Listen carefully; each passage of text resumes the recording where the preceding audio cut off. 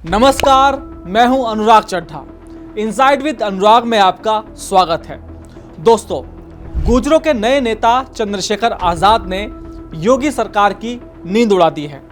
दादरी महापंचायत के दौरान गुर्जरों पर हुई कार्रवाई और उसके बाद हुई गिरफ्तारियां योगी सरकार को इस कदर भारी पड़ रही हैं कि नंदकिशोर गुर्जर से लेकर सोमेंद्र तोमर तक भाजपा को अपनी पूरी गुर्जर ब्रिगेड मैदान में उतारनी पड़ी है।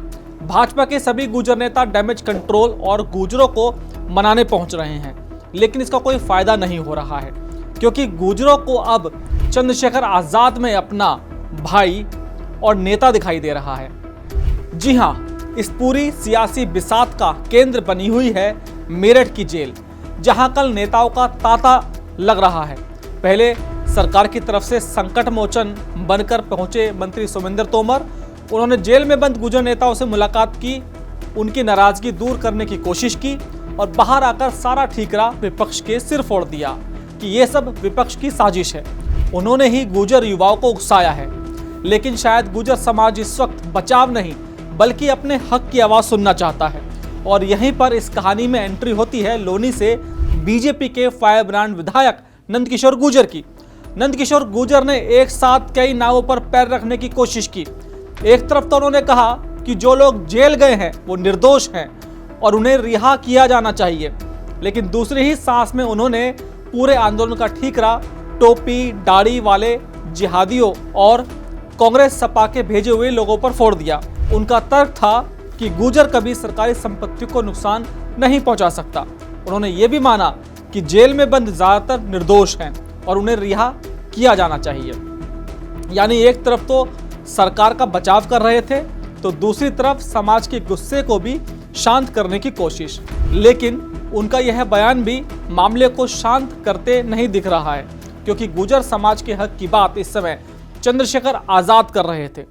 पिछड़े और दलितों के नेता माने जाने वाले चंद्रशेखर आजाद रातों रात गुर्जरों के बड़े नेता बन चुके हैं। वो खुलेआम गुर्जरों को अपना भाई बता रहे हैं, उनसे जाकर जेल में मुलाकात कर रहे हैं। और अब देखिए और समझने की कोशिश कीजिए चंद्रशेखर आजाद की राजनीति, क्योंकि यहीं से आपको समझ में आएगा कि चंद्रशेखर कैसे गुर्जरों को अपने खेमे में लाने का प्रयास कर रहे हैं। जेल पहुंचते ही आजाद ने पार्टी के राष्ट्रीय महासचिव रविंद्र भाटी समेत 17 गुर्जर नेताओं से मुलाकात की और जेल से बाहर निकलकर उन्हें दहाड़ते हुए कहा कि अपने महापुरुषों के सम्मान की लड़ाई लड़ने वाले बेकसूर भाइयों को जेल भेज दिया गया।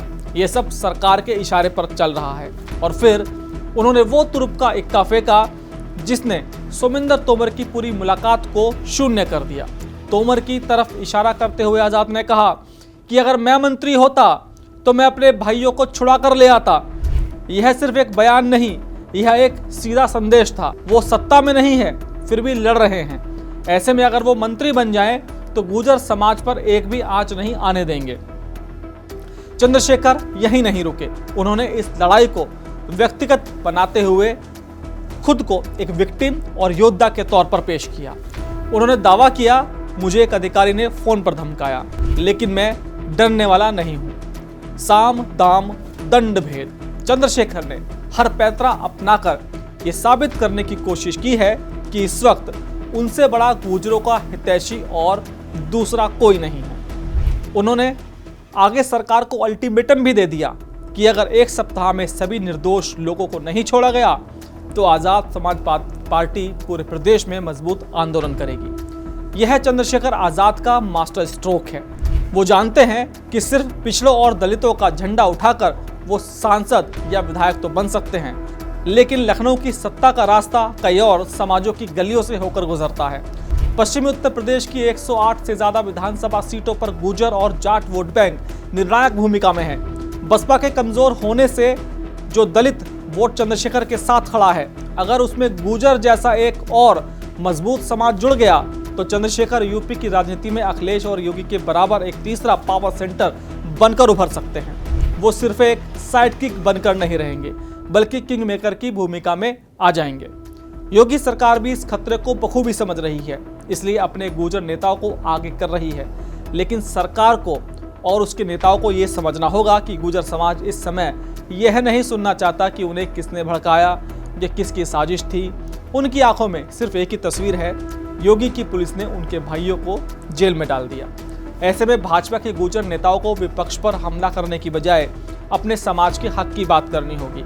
उन्हें सम्राट मिहिर भोज के उस विवाद को सुलझाने का रास्ता दिखाना होगा जिस पर गुर्जर और ठाकुर आमने सामने हैं। क्योंकि भले ही नेता यह कहते रहें कि सम्राट सबके हैं, लेकिन जमीनी हकीकत पर न ठाकुर इस बात को मानने को तैयार है और न ही गुर्जर समाज। आज़ाद भी इस मुद्दे को समझ गए हैं, इसलिए उन्होंने यह भी मांग कर दी है कि मिहिर भोज के प्रकरण को कोर्ट में ले जाना चाहिए, सुप्रीम कोर्ट उस पर डिसीजन दे। और यही सब वो कारण है जिसकी वजह से गुर्जर समाज को आज़ाद अपना भविष्य दिखाई दे रहा है।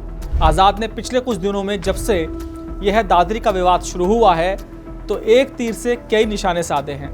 वो गुर्जरों के नेता भी बन रहे हैं, बीजेपी के गुर्जर नेताओं को उन्हीं के समाज में कमज़ोर करने की कोशिश कर रहे हैं और 2027 के लिए अपनी ज़मीन तैयार कर रहे हैं। अब सवाल ये है, क्या बीजेपी का शीर्ष नेतृत्व इस डैमेज कंट्रोल को कंट्रोल कर पाएगा या फिर पश्चिमी उत्तर प्रदेश में एक नए सियासी समीकरण का उदय हो चुका है जिसका नाम है दलित गुर्जर गठजोड़ और जिसके सेनापति बनने की कोशिश कर रहे हैं चंद्रशेखर आज़ाद।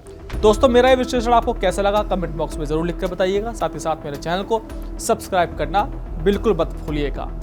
तो दोस्तों, फिर आपसे मुलाकात होगी किसी नई खबर के साथ। नमस्कार।